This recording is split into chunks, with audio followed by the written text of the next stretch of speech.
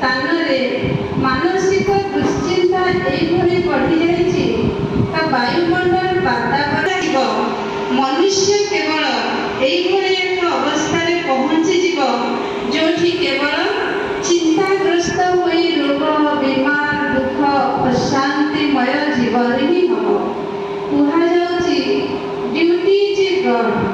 ତେଣୁ ଡ୍ୟୁଟିକୁ ଗଡ୍ ଭାବରେ ଆମେ ଧରି ନେଇ କାମ ତ କରୁଛେ, କିନ୍ତୁ କାମ ଭିତରେ ଗୁଣ ଗୋଟେ ସାଇଡ୍ ହେଇଯାଉଛି।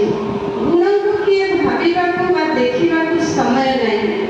ଏଇଭଳି ସମୟରେ ଈଶ୍ୱରୀୟ ବିଶ୍ୱବିଦ୍ୟାଳୟ এই পদক্ষেপ নেইছি कि पुनर्ବାର आध्यात्मिकता आधारे जीवन में गुणात्मक विकास करेगा।